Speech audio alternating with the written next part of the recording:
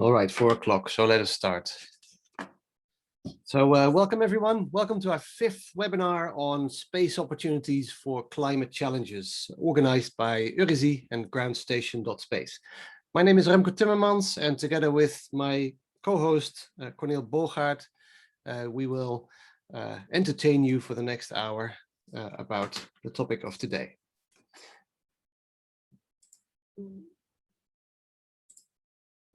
So this webinar is part of a series of webinars by Eurisy and Groundstation.Space under the theme Space for Climate. We have a different theme every month, and today we talk about space for smart mobility.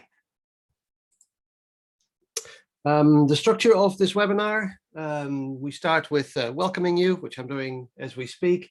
Then we will introduce the topic. We will look at some news and events around the topic. Then we will have our distinguished speakers who will look at the topic from different angles. We will talk about funding calls on smart mobility, and then we will have 1-minute pitches by anyone really interested in this topic today, of which we have one. Hopefully we'll be able to finish this in 1 hour, and after that we will move over to the Open Campus Forum, which is an online forum where we can discuss this topic in more detail 24/7, as it's always open. This is also the place where you will find from tomorrow the recording of this webinar, plus all the presentations that you'll be seeing today. Now, before we start, there's a few technical logistics that I'd like to go through with you. We kindly ask you to mute your microphone when you're not speaking. We invite you to use the chat, not just for questions and answers, but also to maybe introduce yourselves, introduce your company, interesting links that are on topic, and of course ask questions to our panelists during the Q&A. You can also use the Q&A tab for specifically for questions to our speakers. Then enjoy the webinar, and again, join the Open Campus Forum for networking afterwards, and I will explain to you how that works once we get there. Then let us very briefly introduce ourselves before giving the floor to our speakers.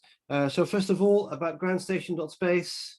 Groundstation.Space is part of the .Space Foundation, which is an open innovation network.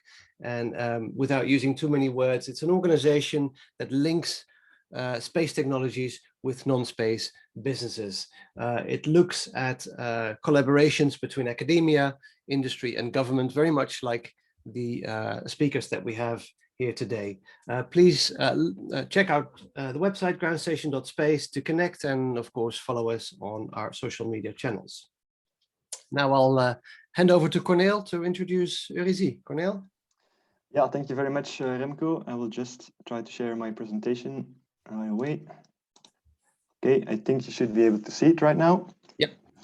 So indeed, very shortly, also an introduction to Eurisy. So we are also a non-profit raising awareness of satellite applications, and we try to connect space and non-space communities through events such as the one we have today. And we also try to inform decision makers on the European level, but also on a local level, on potential barriers in the uptake of satellite-based services. Yeah, so if you would like to join our network or become a partner of us, please, you can contact us. You can find our contact here on the top right of my slide, or otherwise through our website. Yeah, also I referred to our website for the previous sessions of this series of the space opportunities for climate challenges. So our last session was about sustainable forestry. If you would be interested in that topic, please have a look at our website. And also for the session of today, we will provide such a summary, so a recap article with additional information and a summary of the presentations that we have today. So now today we will cover the topic of mobility. So sustainable mobility is one of the priorities within the European Green Deal. It's part of the smart and sustainable mobility strategy of the European Commission within the green and digital transformation. So the objective is to have a 90% cut in emissions by 2050. And today, transport accounts for a quarter of the Union's greenhouse gas emissions. And as you can see here in the figure below, there are quite some modes of transport involved. So we will also try today to cover these as much as possible with the speakers that we brought today with us, and also to present to you how space can be of added value within this green and digital transformation. For instance, interconnected traffic lights, but also autonomous vehicles. So I also refer again to our website, where you can find more user cases, so success stories on really a wide range of applications, from positioning services to mapping services to satellite communications. As you can see here, here's an overview of some of the success stories, and these are also linked to the specific case. So you will have access to my slides, to all the presentations actually after the webinar. So you can just click on the images and then go to the specific stories of that use case. So now I would like to give it back to Remco for some news and events.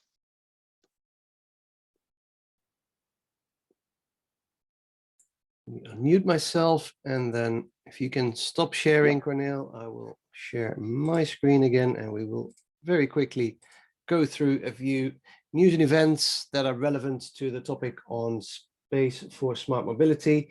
I'm going to show you a few links that, as I've said several times, we'll share with you afterwards. You can see these presentations and check out all these links. First of all, something that's very relevant to specifically this topic is the Copernicus and Galileo Masters, although it's already almost 6 months behind us that we had the 2020 edition, and we're working towards the 2021 edition. But mobility is always a very popular topic in the Copernicus and Galileo Masters. So these are 7 of the winners of the Galileo and Copernicus challenges in 2020 related to mobility, and we have a wide variety of maritime, rail, and road solutions come up with the very best startups that we have in Europe on these topics. Also on the news recently, Google Maps, which is one of the biggest providers at the moment of mobility information for, well, really any modality, is making some big upgrades, including augmented reality, options for indoor use, and improved route finding options, also based on ecological footprint. So it's been in the press quite widely over the past week, so have a look there. Then this year, and luckily we have one of our speakers who will talk about rail.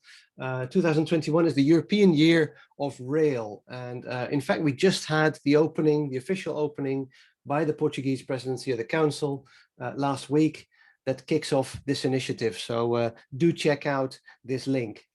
This also is a nice bridge to events. So in the context of the European Year of Rail, at the moment, we have 82 events that are all related to the use of rail in Europe, many of which are very relevant to the topic of today. So do have a look at this website, at these events, and I'm sure there will be more events added once the year progresses. We also have a European Commission conference on connected and automated driving, which of course has everything to do with smart mobility, which is taking place in 2 weeks online, and I think you can still register for this. And of course, not related to smart mobility, but very much related to our webinar series is next month's edition, where we will be talking in the context of space opportunities for climate challenges about space for water resources. So with that, I will hand it back to Cornel, who will introduce today's speakers. Yes, exactly. So let's start straight away. So the first speaker of the day is Alessia Venarini. She has a master's degree in information and communication technology engineering from Roma Tre University. She joined Radiolabs in April 2012, where she is involved in European and national projects in activities related to the characterization and analysis of GNSS signals and to the use of satellite positioning in railways applications. And she is the technical manager of the Gate for Rail project, which she will now present. So Alessia, please, you can now present. Thank you, Cornel.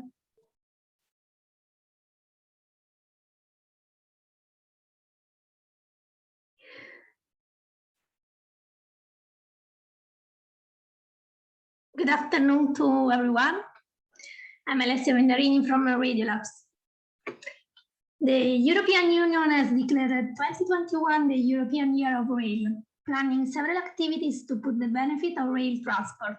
Rail transport is a sustainable, safe, and comfortable mode of transport that could play a significantly larger role in a low-carbon mobility transition. It represents 7% of passengers and 11% of goods, but it is responsible for only 0.5% of Europe's transport-related greenhouse gas emission. Among the other benefits, rail is a safest land transport mode with the lowest incidence of fatal accidents, and also connect people and businesses across Europe. Gate for Rail, that is a Horizon 2020 project funded under the Shift to Rail project, is an essential step toward green, safe, smart mobility on rails. Gate for Rail project provides a geo-distributed simulation and verification platform, able to provide testing capability to verify, evaluate, and validate the GNSS performances within the ERTMS context in a specific rail configuration and also functional and operational environment, with the prime objective of reducing the current need for time-consuming and expensive field test campaigns. With this platform, it is possible to evaluate GNSS performances into the ERTMS context through a unique integrated infrastructure that remotely connects GNSS and ERTMS laboratories. Concerning the GNSS technologies, the main challenge was to provide a very deep knowledge about the local hazard, as the global hazards were investigated since very long times, and a lot of reliable models and even mitigation action that could be performed are already available in literature. A proper characterization of the GNSS was one of the main activities performed during the project. Gate for Rail also answered to the need of automatic testing and integration of the ERTMS and the GNSS. It defined the concept and the methodologies for a standardized method to derive and describe test cases, and also the safety requirement for a future common test process framework. The solution we implemented is a geo-distributed virtualized simulation and verification infrastructure. Gate for Rail platform is built in a modular way, remotely connecting the Gate for Rail partner laboratories. But in future, it could be extended also to other facilities. For example, hosted by other European university research center and independent entities. The idea of the zero-on-site testing approach, the Gate for Rail platform was designed to be a framework to verify and certify a digital twin of a system under test. This required a very good modeling of the rail environment, also for different market segments. Gate for Rail project developed the ability to provide test patterns with a proper frequencies of local and global hazard. This allows to simulate configurations that are very difficult to reproduce on field. For example, in case of very rare fault events. It is a kind of accelerator of test procedures that proposes to the digital twin of the system under test some situations that in the real world appear not so frequently. Gate for Rail can simulate different operational scenarios, thanks to the fact that the ERTMS simulator is coupled with the GNSS one. In this way, was obtained an enhancement in the know-how on the GNSS behavior in the railway environment, and also especially in the impact of train control system, particularly for the virtual balance detection. By using the Gate4Rail platform, it is possible to assess the safety level of the solution under test with a far larger data set with respect to what can be done on field. In addition, it is possible to use methods and tools for test environment, accounting for a set of common requirements for notified body approval. The final goal is the reduction of the certification cost, the time to market, but also the experimentation cost, following the idea of test before invest. Gate4Rail platform was built with enough growth capability to integrate even other future solutions, so more GNSS. At the end of the project, the demonstration proved the full integration between GNSS and ERTMS. The focus was on the virtual balance solution because today it can be considered the most mature way to integrate satellite positioning into ERTMS.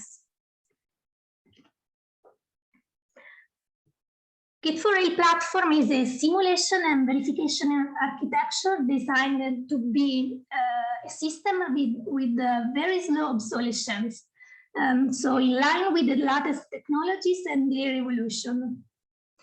Gate4Rail platform can provide a better electromagnetic railway environment characterization.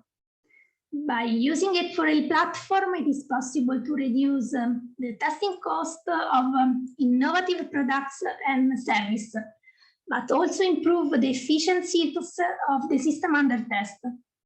It can give a better understanding of pros and cons and also the weakness of the solution under test.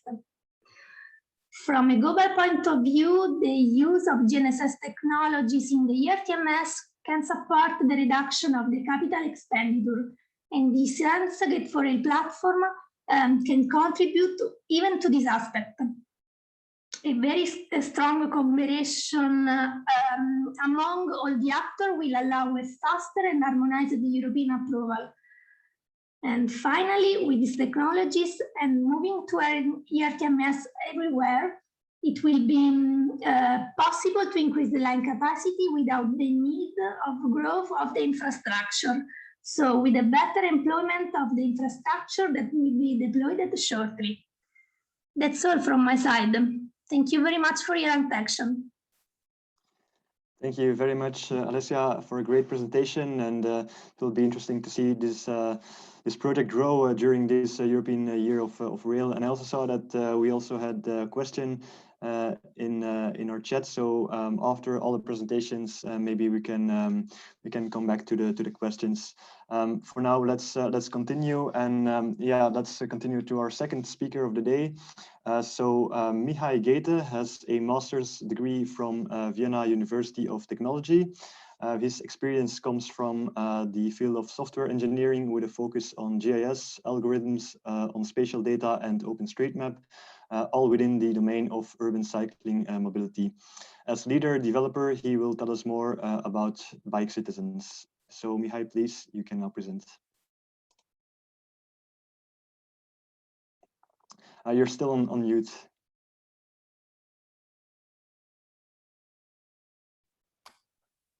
Thank you, Cornel. Hello, everyone.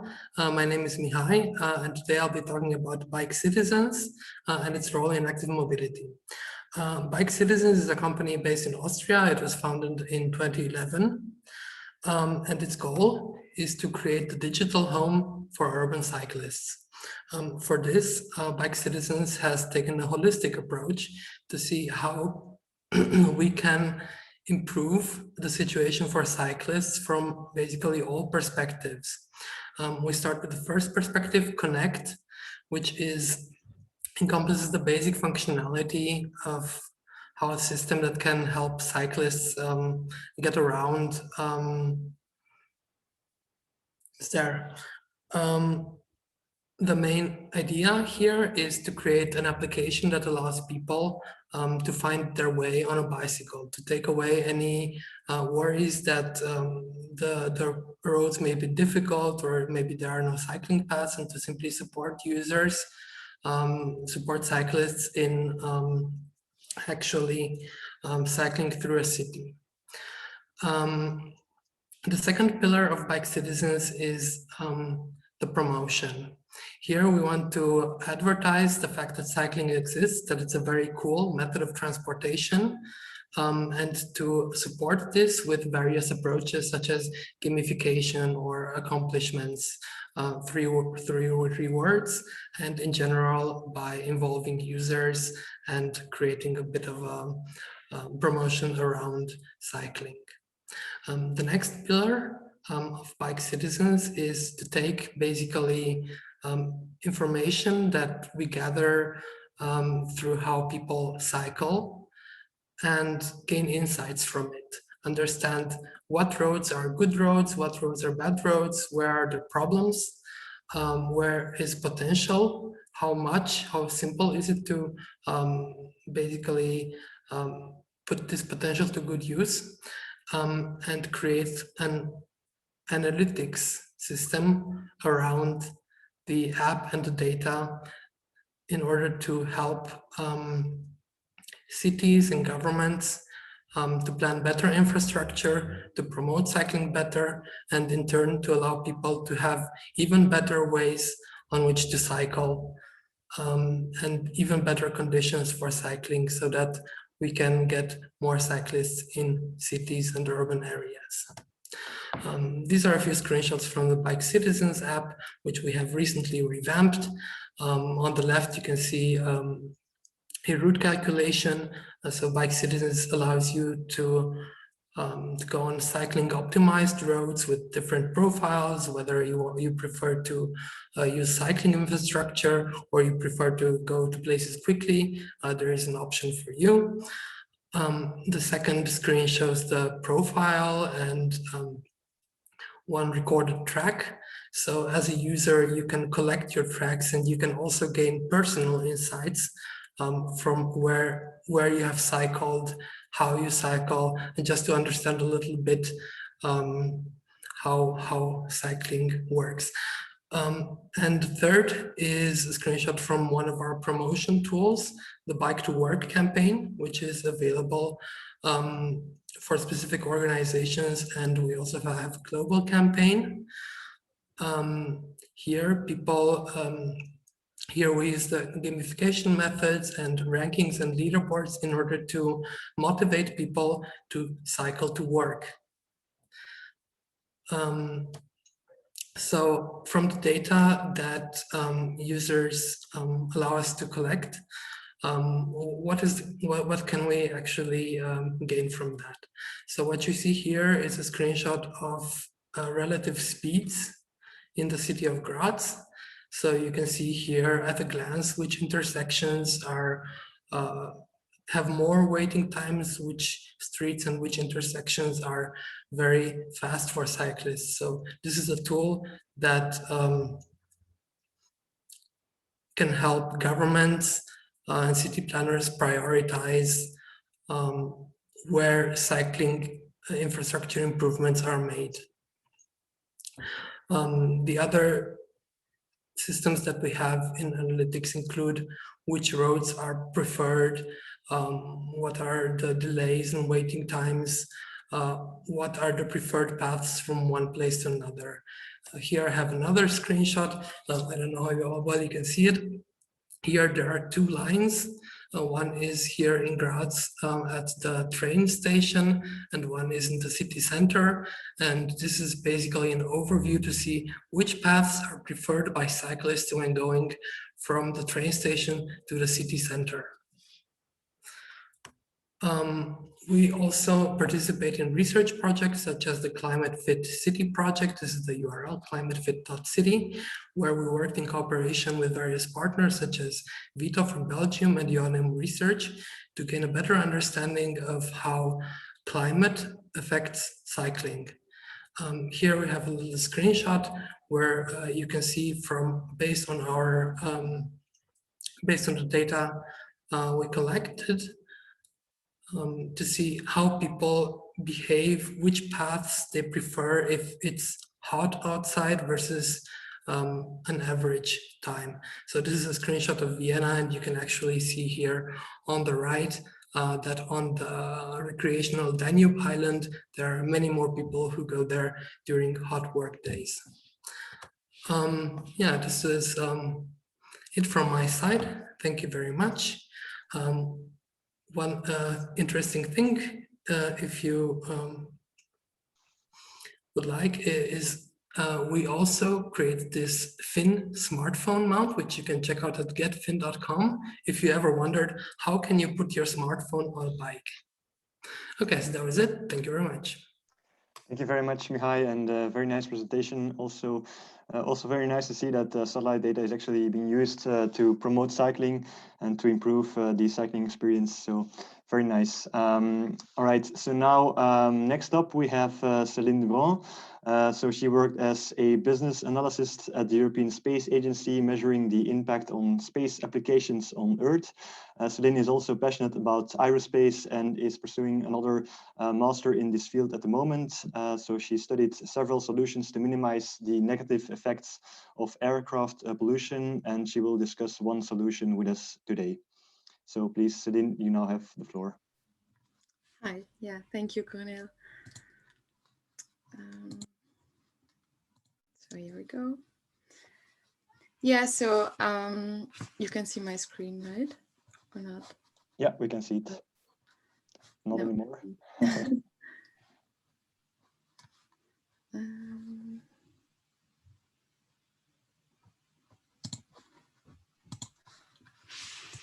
Yeah, perfect.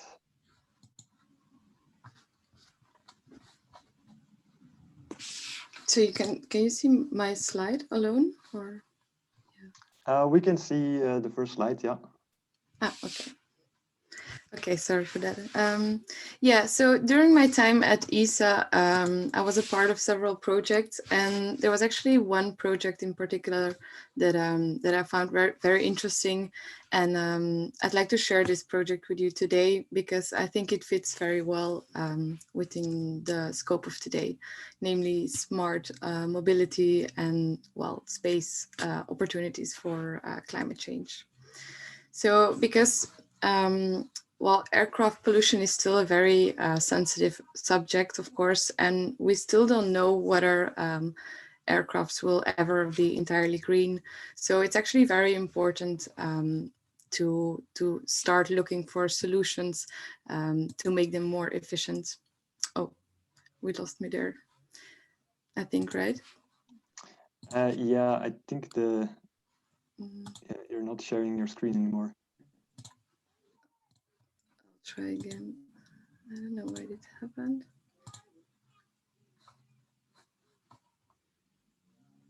Okay, is it good? Yeah, it's back on.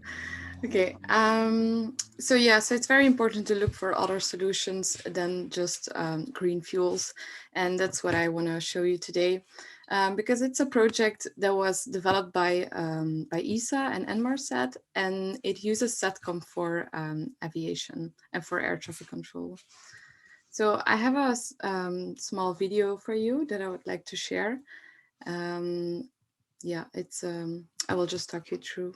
It's a very nice video, I think, to illustrate it. So there's no single solution yet to replace carbon fuels, but our skies are becoming increasingly busy. So it's actually very important to look for other solutions to reduce CO2. And therefore, I want to introduce you to the project called Iris. It's a technology that uses SATCOM for air traffic control. And in doing so, it could reduce fuel burn because it would allow much shorter flight paths because you would fly way more direct. It could also allow maybe other innovations or maybe even innovative solutions to capture solar energy. So that would be all very interesting. But today I want to focus on something else because I think this project is so interesting because unlike traditional ground-based data links, which you can see on the video, and which are, by the way, extremely congested, well, satellites would allow for much more data availability. And then this would have many advantages because this would eventually allow you to to increase flight capacity, which prevents you from building more aircrafts, and it would also make air traffic way safer and more efficient. And this last thing is the most important thing, because improved efficiency can eventually reduce CO2, because, well, this huge amount of data availability will essentially allow you to continuously optimize your flight paths and your air traffic, making it way more direct to fly from point A to B. So in doing so, you can actually save a lot of fuel, and that's why it's so interesting, I think. And that's what it's all about. So a little recap from the video. There are several SDGs that this project might tackle. So I don't know if you know, but the United Nations defined 17 goals in order to make the world a better place by 2030. And 4 of them are now presented in this slide. And SATCOM for aviation might have an impact on this, because it can make air traffic safer, cheaper, newer, and it could eventually reduce CO2. So that's very interesting.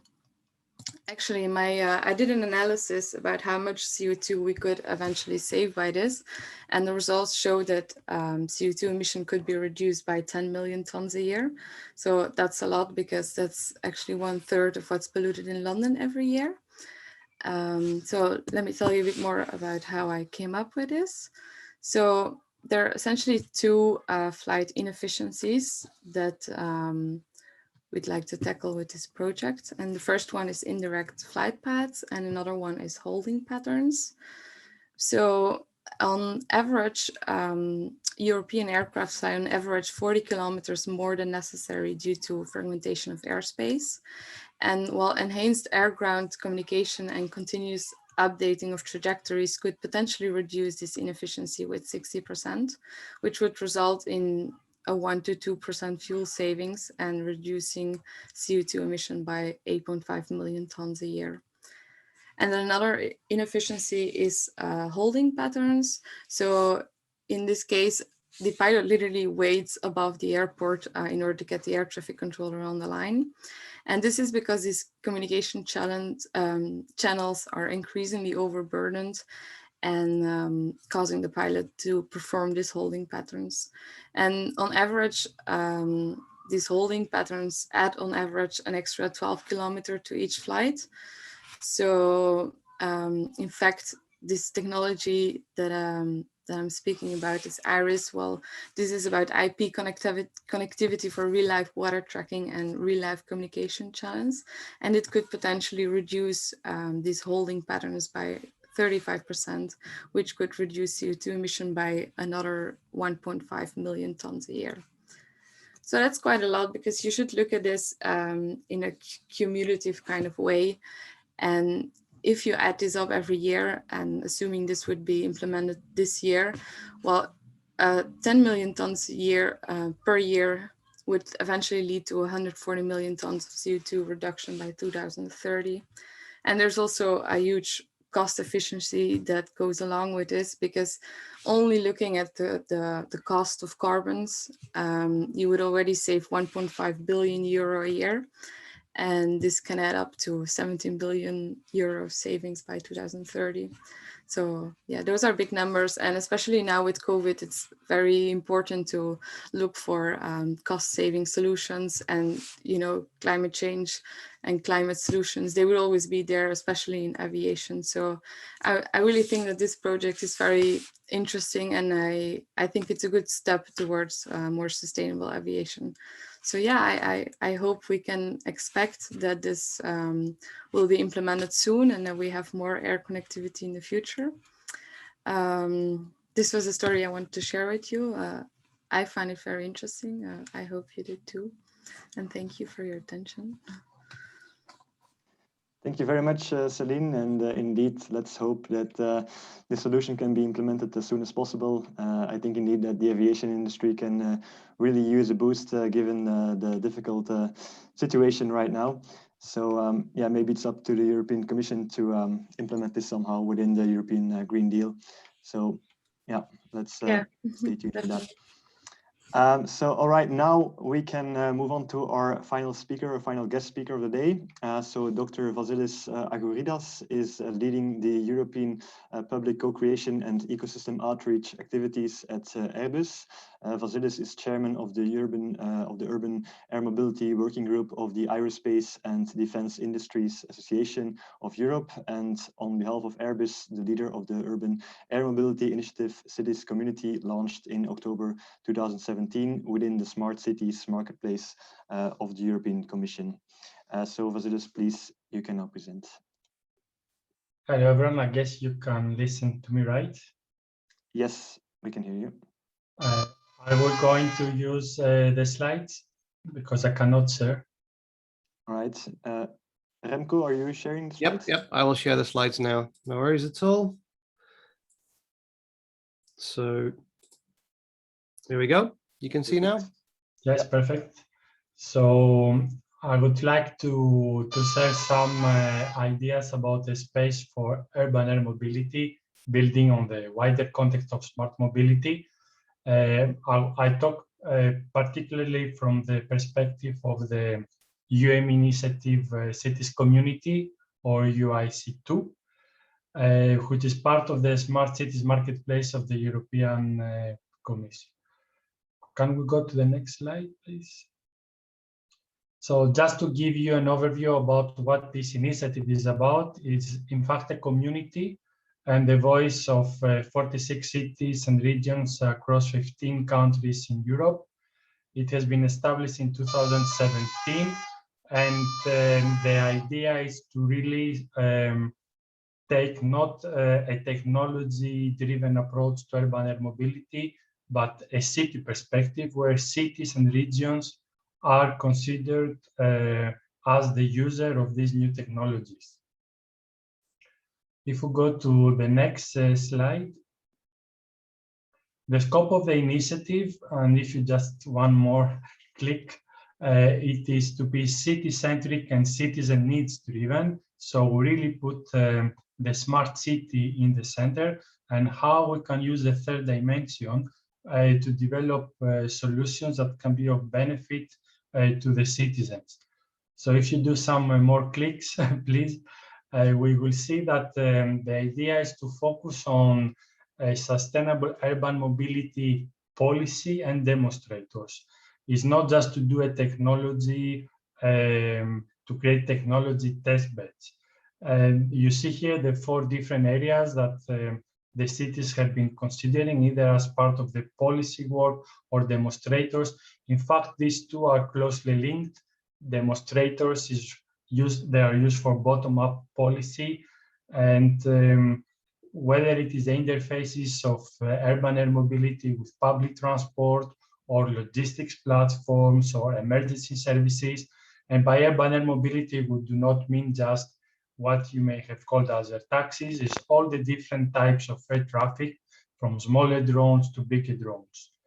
Then the infrastructure that is required, whether it is the aviation or the wider ground mobility infrastructure required, and the interfaces between these infrastructure are very important. And this is where we may benefit from space technologies, for example, and of course, air traffic management, that in the case of urban air mobility, it is called UTM or U-Space in Europe. Celine, in the previous presentation, already gave you an indication about how space technology could be used for air traffic management of big planes. Here, similar opportunities exist when we go in an urban environment. If we go to the next slide, please. Just to give you an overview about what is the work of the initiative and how it could link to effectively the more technical aspects of space. The cities are taking the perspective of sustainable transition. So what you see in blue there, these are the prerequisites when you talk about urban mobility. This is not necessarily the first things we think if we take a technology perspective. That's why I put there as prerequisites. So there are three main areas that the cities are working to establish the public and private support, whether this can be for funding regulatory issues, for example, or establishing public-private partnerships. Seeking the synergies between ground and air. If we want to have integrated mobility, the air element has to be fully integrated with ground mobility systems and co-creating with citizens.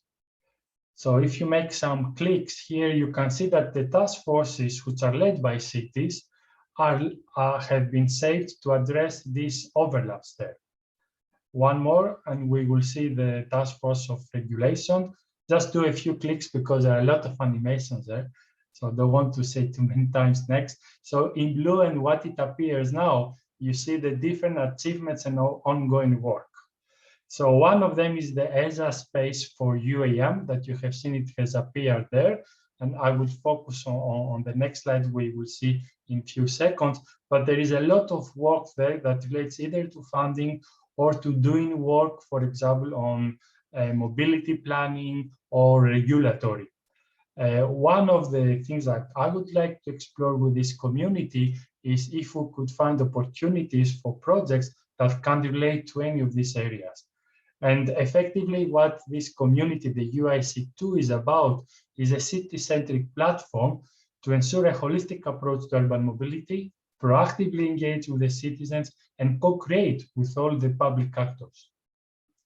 So in the next slide, there is a bit more focus on the ongoing invitation to tender by ESA, and we have collaborated with ESA as the cities are used as, say, the user, as we explained.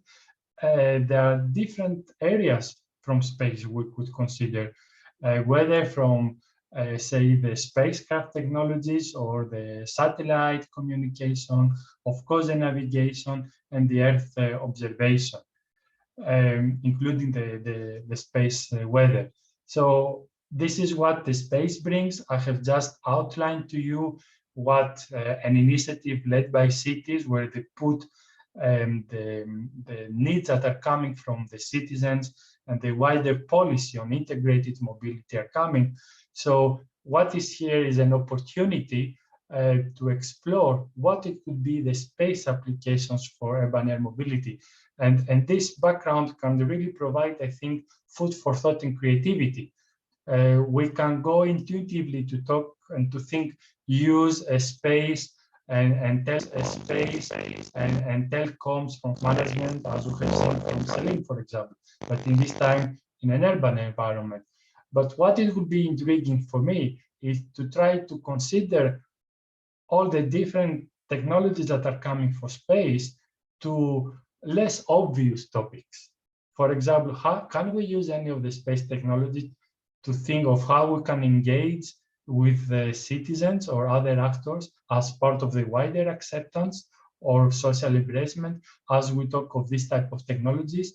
How can we use this technology for uses of the weather or the navigations we have not thought today? So I would like to conclude with the last slide. I think all of it is to come together and shape the space for UAM. And I would be open if any of you is already working on this ESA invitation to tender to explore collaborative opportunities through our cities or directly through me, through Airbus as a company. And of course, future opportunities for collaboration under the Horizon Europe or other funding instruments in Europe. Thank you very much. Thank you very much, Vasilis, for a great presentation on urban air mobility. And I think now we have a few minutes left for some questions. So I saw in the chat that we had the first question for the first presentation. So Alessia, this one is for you. So first question, you mentioned digital twin. Is there any synergy with the European Commission Destination Earth or and ESA Digital Twin Earth? Thank you for the question. I don't know very well the project that you mentioned, but I think that it is more related to the development of digital model of the Earth, just to monitor and simulate I think, natural and human activities. So the Gate4Rail project focus on the rail environment. So I think there are two different aspects. All right, and then another question for you. So could the Gate4Rail platform also be used by users other from those part of the consortium, or would this entail additional development? Yes, for sure. In the Gate4Rail platform was inserted a baseline reference model for estimating the location of the train. But this does not limit the Gate4Rail platform if a manufacturer comes with its own digital twins or its solution. So in fact, it can be integrated on our platform. All right, perfect. And then another question. So this one is for Mihai. So the question is, how are you implementing in your application the personal data sharing consent? Okay, I think in your question, you also mentioned the URL. First of all, I'd like to thank you for sharing that, because I didn't know about this initiative, and it sounds like something that is very much needed, because the topic of data and data sharing, let's say, it's still at the beginning. There was a huge, let's say, step forward with the GDPR, and of course, we are very happy to follow both the letter and the spirit of the law. So for example, our tracks are uploaded only with an explicit opt-in by the user. So by default, they are not uploaded. We do not share tracks, like we do not share personal data about tracks with anyone. What we do is aggregate the data and gain insight from this data. And that is basically the level that is, let's say, more or less acceptable and or secure. We know that there is like a discrepancy between what people think that should be shared and what, let's say, what technically can qualify as personal data. There is a lot of insight to be gained there, and I think a lot of research that is done in this area. And we're going more on the safe side there. But also we are very excited to know and understand how these platforms for personal, or let's say personal-ish data develop. And so for now, it's only aggregate, and where you can make sure that you cannot trace anything to anyone. And then it's basically like, it depends on the use cases of the governments and cities, but we make sure not to get the people into the equation there. Okay, perfect. And then maybe there's room for one more question. So again, another question for you, Mihai. The question is as follows: what kind of minimum information is required for the route creation for cyclists? Is this based on an OpenStreetMap? I'm based in Malta, where there is still very limited cycling infrastructure, and not all main roads are suitable for cyclists. Is there any way to incorporate this in the route planning? That's right. So our route calculation is based on OpenStreetMap. So we basically take information from there. We add a few additional sources like height data and maybe a bit more evaluation based on OpenStreetMap. What I can also say is that in regions where there is cycling infrastructure, there are still streets where you can kind of cycle, the ones that are not necessarily very busy and so on. So it depends very much on the region, but we also take these streets into account. So wherever it's most possible to cycle, that is where we will take you. All right, perfect. So I think now we can go ahead. Yeah, if you have more questions, maybe we can take them by the end of this webinar. But maybe first let's cover the final part. Also, if there are more questions, we can take it to the forum. So maybe now let's continue to the next part of the webinar.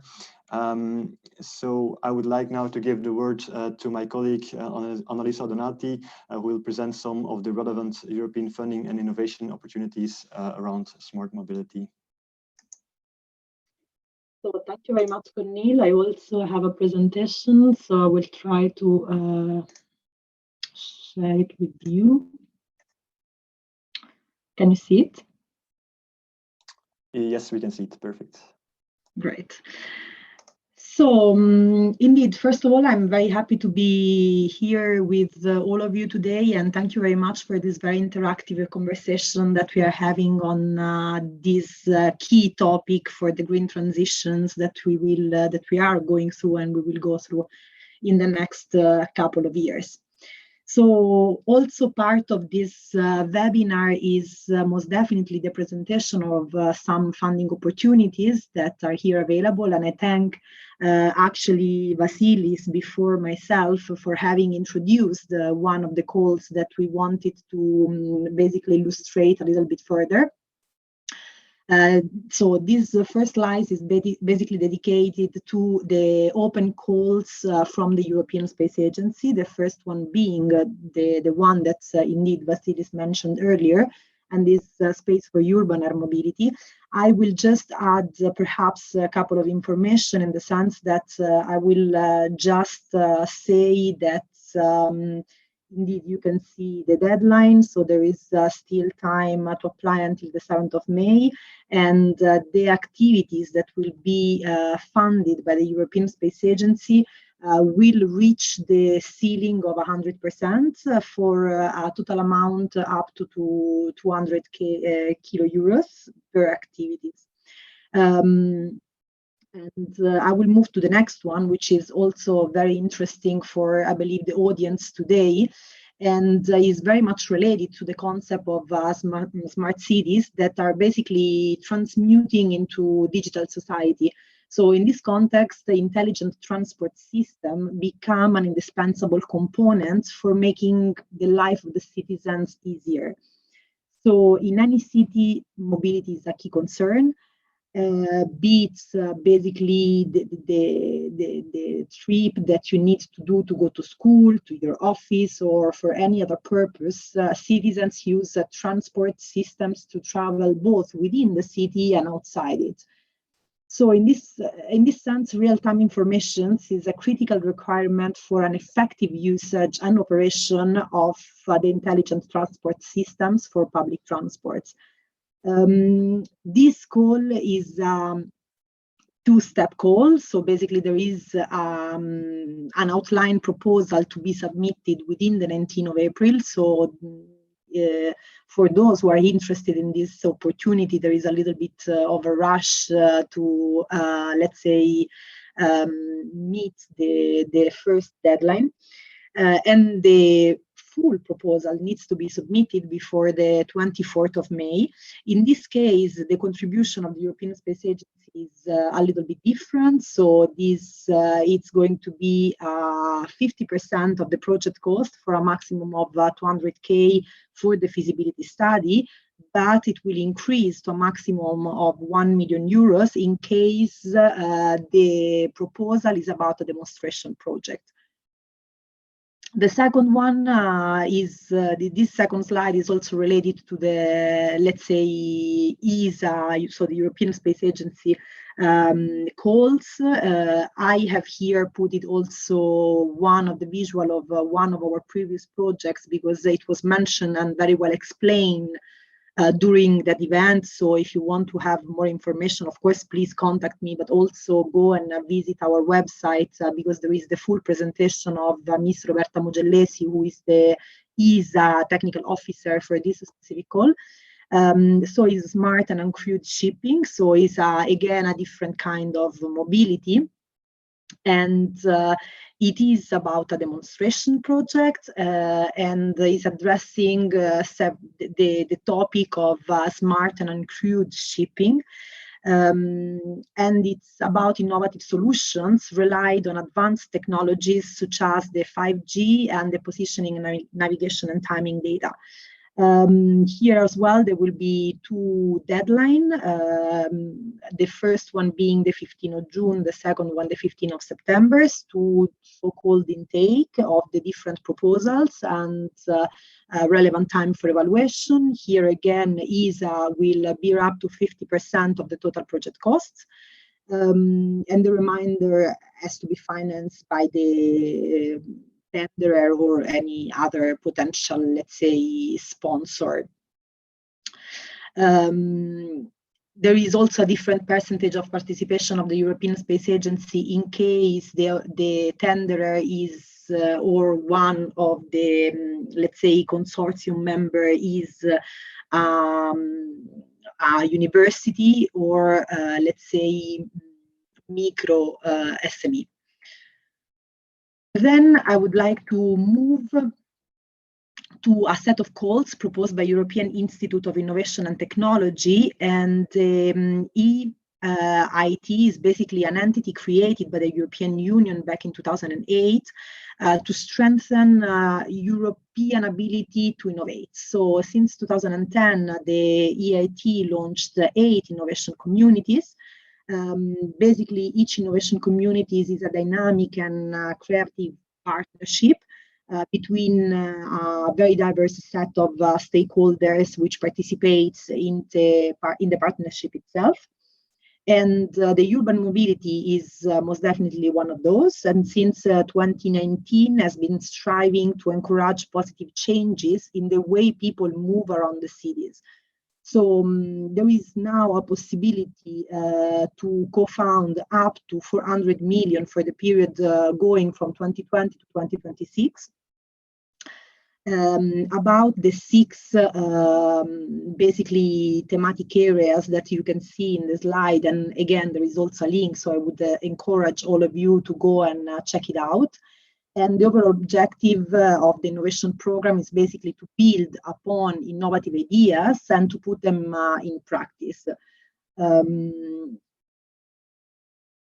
You can see here the deadline for application, so there is still a little bit of time. And then I will move to the Horizon Europe. So as you may know, Horizon Europe is not yet publicly available, so is not yet open, but is planned to be published during this spring season. So I believe that we are quite close to the final publication of this new very important funding scheme for Europe. Actually, it's the largest transnational program supporting research and innovation. And the new Horizon Europe will gain the 30% increase in the budget compared to the previous Horizon 2020, reaching a peak of 95.5 billion. Basically, as you can see here, just very briefly, Horizon Europe will be structured around 3 different pillars. The first one being the promotion of the scientific excellence, which will be done through the different entities that you see listed there. And the program will also support collaborative research on societal challenges and strengthen the technological and industrial capabilities through the thematic clusters, addressing a full spectrum of global challenges, among which you can see health, climate, energy, and for instance, mobility as well. And basically, this cluster will expand whatever it's related to research and innovation resources in climate-related areas, and ensure that European business have access to technologies and data that they will need to basically support this green transition. So this is a little bit what I wanted to introduce, and eventually just a couple of information. So okay, sorry. So basically, here you have a couple of links, and you can see also, let's say, recall visual to the year of rail, which is 2021. So in this slide, you have some links to future, let's say, potential call. The first one is actually an event which is organized by Civitas and is a network of cities for cities. So you can this one forum is going to be focused on mobility, where basically mobility practitioners and city planners can meet and can discuss about the latest innovation in this field. And also good practice and lessons learned from their experiences in the integration of the solution within the daily work of the city itself. So the application has been extended until the 9th of April, so a couple of days left in order to apply and to participate, and the participation is free of charge. The second link is about ELTIS, which is the Urban Mobility Observatory, and ELTIS basically facilitates the exchange of information, knowledge, and experience in the field of sustainable urban mobility. In their website, you can find additional calls whenever they're open about this specific topic. And eventually, the very last link is related, as I was mentioning, to the Year of Rail 2021, which is coordinated by the Community of European Railway and Infrastructure Managers. And this one project, Connecting Europe Express, is basically connecting almost all European capitals with a different event to basically promote this means of transport, the new and sustainable way integrated in the rail system. So I will just leave it up to you and enjoy the reading. Thank you very much, Annalisa. And I think now we can go back to Remco for the final 1-minute pitch. I would just want to mention that there's quite a lot of activity in the chat. So maybe if you have more questions or the questions that we did not use right now, we can transfer them to the forum and continue the discussion there. So Remco, you can now go ahead, please. Yes, thank you very much, Cornel. We're running a little bit over time, but I hope you'll be able to stay with us for another 5 minutes, because the last items of this webinar are literally minutes long. With that said, we move to the 1-minute pitches, of which we have one today. So I would like to give the floor to Aisha Kasikci, who will promote her project in the next 1 minute. So Aisha, the floor is yours. Thank you. Hello, everyone. I am Alessia Venarini from Turkey. I am an independent investment and co-benefit consultant. I am very pleased to be with you in this special forum. In order to make good use of the time, I will convey my brief perspective. First of all, I would like to tell you about myself. I studied astronomy and space sciences. Afterwards, I worked in automotive for 5 years and in fuel investment sectors 5 years. I continue to work independently after leaving my last workplace. Due to the global developments in my business and the limited known fossil fuel for resources, I am interested in renewable resources, how to achieve the common benefits. With the importance of a sustainable life policy in fight against climate change, I am also working on electromobility, which is integrated in our changing, developing, and globalizing world, leading to the creation of a strategy of climate, energy, and mobility. Inspired by sustainable development scenarios, I think that managing economic, social, and environmental factors and process should be made part of the circular economy while protecting the interest of individual institutions and local governments. I hope to come together for good collaborations. Thank you for listening to me. Thank you. Thank you very much, Aisha. It's never easy to stay within a minute, so very well done. It's always challenging. So thank you for introducing yourselves. Thank you. Yes, this is very much in the topic of what we're moving on to next, and you mentioned it, and that is networking and connecting with each other. So that's really what we will have next. And let me move to my next slides. But before we go to the closure of this and moving to the forum, I would like to ask your attention for our next webinar, in the same series, Eurisy and Groundstation.Space will organize a webinar on space for water resources on the first Wednesday in May, so Wednesday the 5th of May. So please save the date and join us again next month. Now, to finalize this webinar today, I would like to invite you to join us on the Open Campus Forum, where, as I said, the replay will be available tomorrow. All the presentations can be downloaded from tomorrow, and where you can reach out to each other to continue the conversation as from right now. So to go there, you go to the website Groundstation.Space, and in the main menu you find the Open Campus button. And there, if you're not registered already, we would ask you to register for this as a one-off.